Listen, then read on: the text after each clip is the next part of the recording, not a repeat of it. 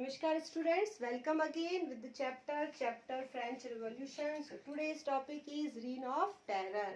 In last lecture we have discussed about the Jacobin Club, and leader of the Jacobin Club was Maximilien Robespierre. Fine. So today I am starting this introduction part about the Robespierre. Who was Robespierre? Well, Robespierre was the person those who are favor of the non-prosperous group. He demand that Jacobin Club demand that the all people get the right to vote. Fine. 21 years above all have right to vote. So republic government was established there. Fine.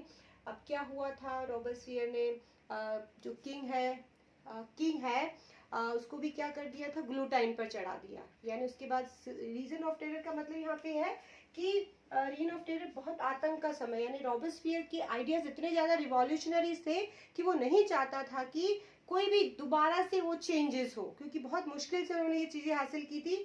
So Robespierre the leader of the Jacobin followed the policy of control and punishment. Control and punishment for those people, those who are favor of the monarch and nobles. Fine. monarch, nobles, clergy, जो भी पुराने विचारों को या monarchy को क्या करते थे, प्रमोट करते थे, उनके लिए एक ही पॉलिसी थी, कंट्रोल एंड पनिशमेंट. उन्हें कंट्रोल करना और पनिशमेंट देना. All those whom he consider as his enemy. जिस भी पर्सन को ऐसा लगता था कि वो उसका दुश्मन है, उसके आइडियाज को वो पसंद नहीं कर रहा है, वर अरेस्टेड, इम्प्रिजन्ड एंड ग्लूटाइन. उसे अरेस्ट कर लिया जाता था, जेल में डाल दिया जाता था और उसे ग्लूटाइन पर चढ़ा दिया जाता था. Guillotine is a device in which a person be beheaded, जिससे एक पर्सन को जो है सर काट दिया जाता था. एक डिवाइस था, डॉक्टर ग्लूटाइन ने इसे बनाया था, इसलिए इस डिवाइस का नाम क्या पड़ गया, ग्लूटाइन. सो आगे laws were introduced in the placing maximum ceiling on the wage and prices by the Robespierre. अब जो उसकी जो मेन पॉलिसीज थी, उसने क्या किया, जो सीलिंग वेजेस है, जो सैलरी है, प्राइजेस है, उस पर उसने बहुत सारे नए नए आइडियाज, नए नए लॉज बनाए. किसने, रॉबेस्पियर ने. किसके फेवर में थे वो, जो पुअर सेक्शन के, उसके फेवर में. Robespierre pursued his policy so relentlessly that even his supporter began to demand moderations. अब उसकी जो पॉलिसीज थी वो इतनी ज़्यादा स्ट्रिक्ट थी और इतना ज़्यादा वो अपनी पॉलिसीज को लेकर केयरफुल था कि उसके जो खुद के सपोर्टर्स थे वो उसके अगेंस्ट हो गए. वो भी कुछ मॉडर्नाइजेशन, यानी कि उसमें कुछ उसकी पॉलिसी जो थी उसमें कुछ उसको ये सजेस्ट करने लगे कि वो उसमें कुछ चेंजेस करे टाइम टू अकॉर्डिंग, बट वो उस चीज़ के लिए तैयार नहीं था. सो व्हाट हैपन, जो उसके जो सपोर्टर्स थे, किसके सपोर्टर, रॉबेस्पियर के, वो उसके क्या हो गए, अगेंस्ट हो गए और फिर उसको लास्ट में कन्विक्ट कर दिया गया by court in July 1974, arrested and guillotine, और लास्ट में उसी को ग्लूटाइन पर चढ़ा दिया गया. Fine. So rest chapter I will explain according to your book. So take out your book.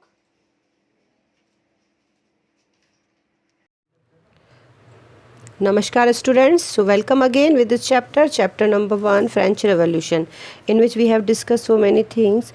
So today's topic is France abolish monarchy and become a republic. It's according to your NCERT book, page number 14. So let's start.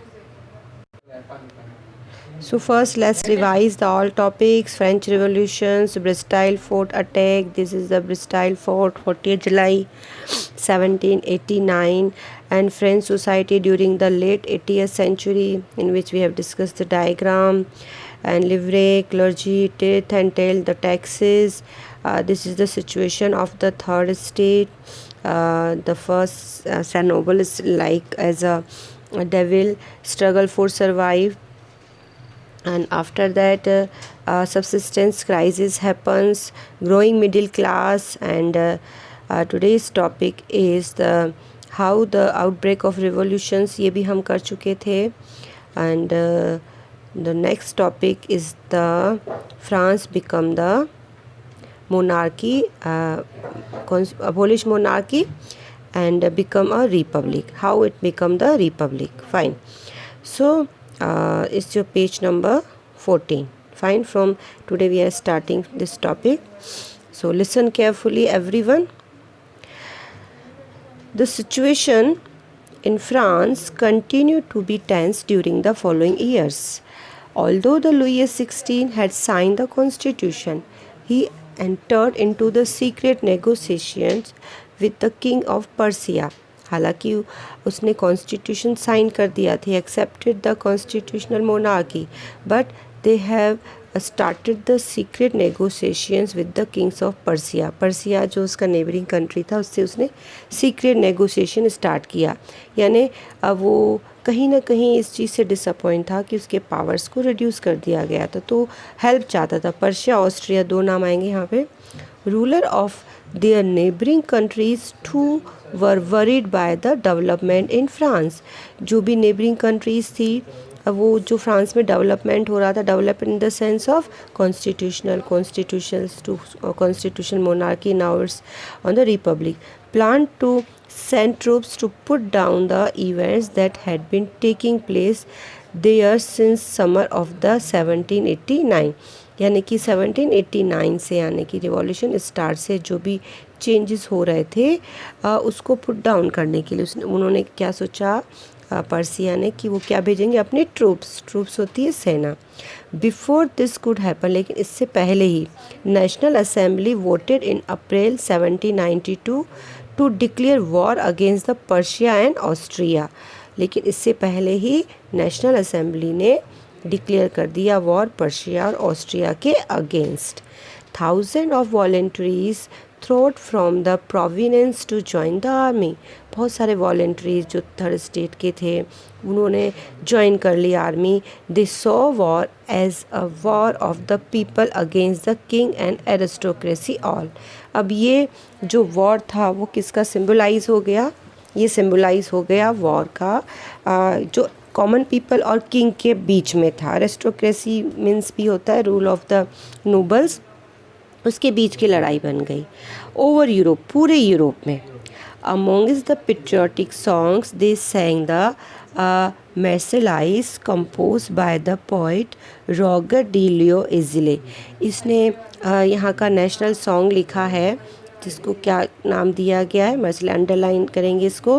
किसने compose किया था, Roger D Lisle ने. It was sung for the first time volunteers from the Marseilles. अब Marseillaise यानी कि एक जगह का नाम है जहाँ से उन्होंने मार्च किया था, यानी स्टार्ट की थी अपनी लड़ाई into the Paris. So got its name, और इसी के नाम पर इसका नाम मर्सेलाइज रखा गया.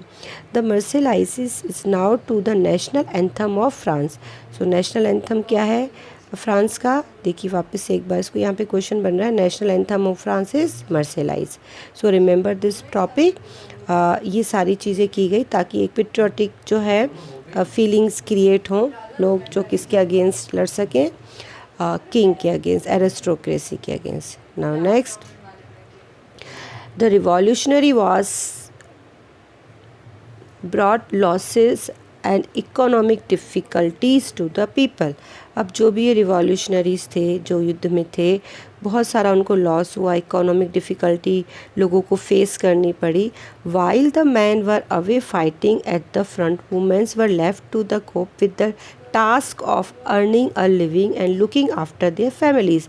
उस वक्त जब सभी टास्क कर रहे थे, यानी कि मैन जो स्पेशली थे वो कहाँ चले गए थे, जो है वॉर के लिए चले गए थे. उसी वक्त जो वुमेंस थी उन्होंने सारे टास्क संभाले अर्निंग के. लुकिंग आफ्टर देयर फैमिलीज, अपनी सारी फैमिलीज़ को किसने संभाला, वुमेंस ने. Large section of the population were convicted that revolutions had to be carried further as the constitutions of the 1791 gave political rights only to the richer section of the society.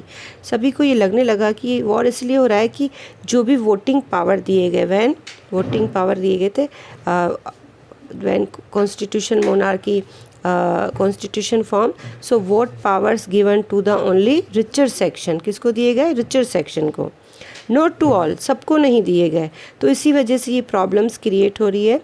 Political clubs, now political clubs come an important rallying point for the people who wish to discuss government policies and plan their own forms of action. अब यहाँ पे कई सारे political clubs बनने लगे, rallies निकलने लगी, लोग डिस्कस करने लगे गवर्नमेंट की पॉलिसीज़ को, अपने प्लान और उनको क्रिएट करने लगे। The most successful of the clubs that of the Jacobin, उसमें सबसे जो इम्पोर्टेंट जो क्लब था वो जेकोबिन क्लब था, which got its name from the formers convent of saint Jacob in Paris, जिसका नाम जो कॉन्वेंट जिसका फॉर्मर्स थे जेकोब थे, इसलिए उनका उस पर्टिकुलर क्लब का नाम क्या रखा गया, Jacobin club. Remember this, Jacobin club को याद रखना है। Womens too who had been active throughout this period formed their own clubs. Section 4 of this chapter, section 4 में इसका डिटेल में वुमेंस का क्या रोल रहा। यहाँ पे वुमेंस ने बहुत अच्छे से एक्टिवली पार्टिसिपेट किया, but they have not got any right, उनको कुछ राइट नहीं मिला, इसका कोई फ़ायदा नहीं हुआ। The number of the Jacobin clubs belong mainly to the less prosperous section, ज़्यादातर कौन लोग थे इसमें, लेस प्रॉस्पेरियस सेक्शन सोसाइटी के, यानी जो पुअर थे, those who are not paying tax. They included small shopkeepers, artisan such as the shoe maker, pastry cooks, watch makers, printers and as well as servants and daily wage workers, यानी जो छोटे मोटे work किया करते थे। Their leader was the Maximilian Robespierre, उनका जो leader था जेकोबिन क्लब का was the Maximilian Robespierre, underline करेंगे इसको। A large group amongst the Jacobin decided to start wearing long strip trousers similar to those worn by the dock workers. Mostly उन्होंने क्या किया, यहाँ पर एक पिक्चर भी है आपके, लुक दिस पिक्चर, ये देखिए इस तरह की जो स्ट्रिप्स ट्राउज़र जो पहने जाते थे, जो पहले कौन पहनता था, रिचर सेक्शन है ना, जो फैशनेबल ग्रुप पहना करता था। तो दे हैव स्टार्टेड, कि उन्होंने स्टार्ट किया, किसने, जेकोबिन क्लब के लोगों ने स्टार्ट किया कि वो भी क्या पहनेंगे, जो ट्राउज़र पहनेंगे, किसके सिमिलर, जैसे बाकी लोग पहनते थे। This was set themselves apart from the fashionable sections of the society, ताकि वो भी फैशनेबल सोसाइटी से उसका पार्ट बन सके या उसके जैसा लग सके। स्पेशली नोबल्स, स्पेशली किसके बराबर दिखना चाहते थे, वो नोबल्स के, हु वोर नी प्रिंचेस, जो घुटनों तक के जो उर्स पहना करते थे। यहाँ पर आगे आते हैं हम। It was a way to the proclaiming the end of the power of the winded by the wearers of the knee breeches. अब जब उन्होंने वो नी ब्रीचेस पहनना स्टार्ट कर दिया तो किसके पावर को, किसके प्रोटोक्लेम को तोड़ रहा था, जो पहले सिर्फ किसके पास पावर था, यानी कि कौन से लोग पहना करते थे, जो रिचर सेक्शन थे या जो नोबल लोग थे। So their Jacobins comes to be known as the sans culottes, literally meanings those without knee breeches, है ना। अब स्पेशली जेकोबिन क्लब्स किस नाम से जाना जाने लगा, sans culottes, literally meanings those without knee breeches, यानी कि वो लोग जो इसके बिना रहते हैं। So sans culottes men wore the additional the red cap, इसके साथ उन्होंने एक रेड कैप पहनी जो लास्ट पिक्चर में हमने देखा था। दे सिम्बोलाइज द लिबर्टी, वो किसको रिप्रेजेंट कर रही थी, liberty. Womens however were not allowed to do so, ये सारी चीज़ें कौन कर रहे थे, मैन, वुमेंस को ये सब करना अलाउ नहीं था। इन द समर 1792, अब 1792 the Jacobin plan and the in insurrections of the large number of the Parisians who were angered by the short supplies and high prices of food. अब यहाँ पे 1792 में जेकोबिन ने plan किया कि जो भी बहुत सारे जो लोग हैं वो बहुत एंग्री हैं, किससे, short supply of high prizes of, जो यानी फूड की जो प्राइजेज बहुत ज़्यादा बढ़ी हुई थी। On the morning of 10th August, they stormed the palace of the Turlees and the massacres the king guards. अब वो क्या हो गया, अगस्त 10 की बात हो रही है, पैलेस में घुस गए वो, उसके बाद उसने किंग के गार्ड को मार दिया। Held the king himself the hostage and several hours, उन्होंने किंग को बहुत देर तक बंदी बना के रखा।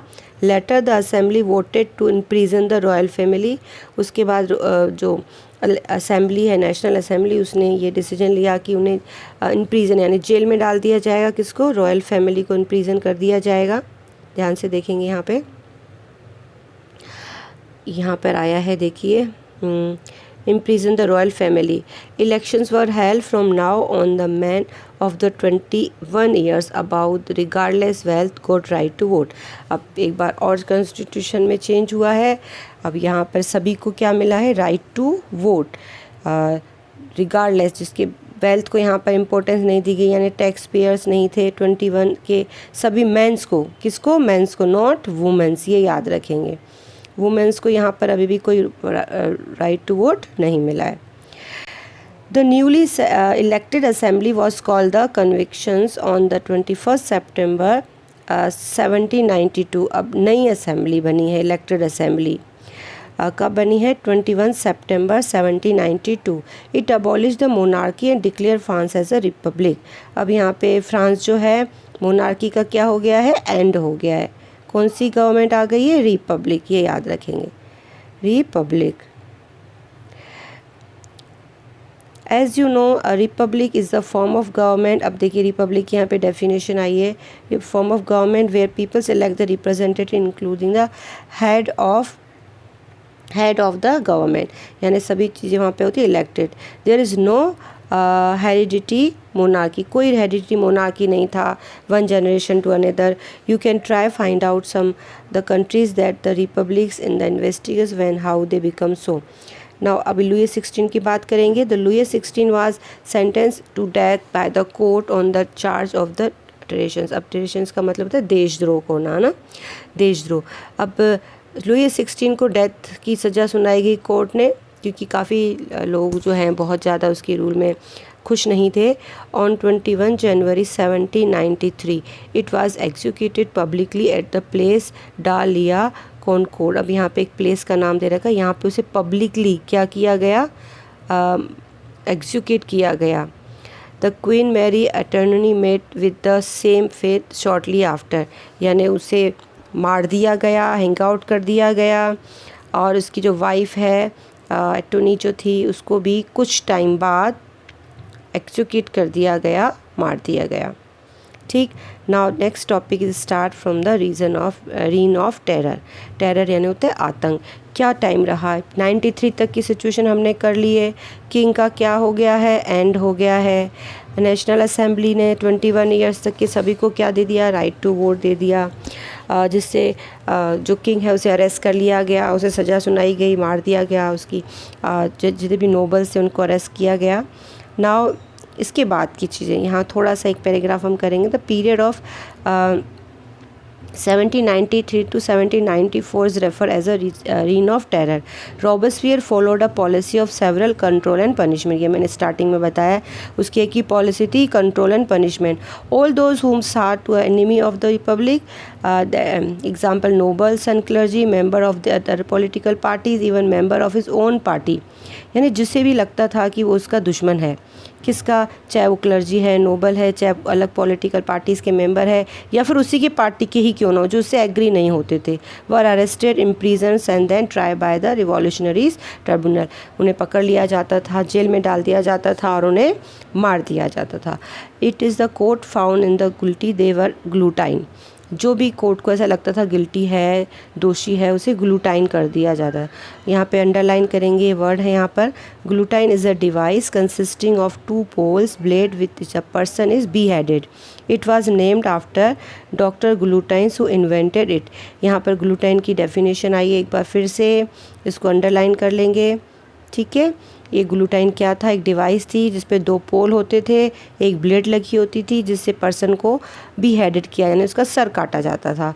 किसके नाम पर रखा गया इसका नाम? डॉक्टर ग्लूटाइन, जिसने इनको क्या किया था? इस डिवाइस को इन्वेंट किया था. So it's about the. अब इसके बाद रॉबर्ट्सपियर्स ने क्या क्या चेंज किए, we will see in the next lecture. Thank you and have a nice day.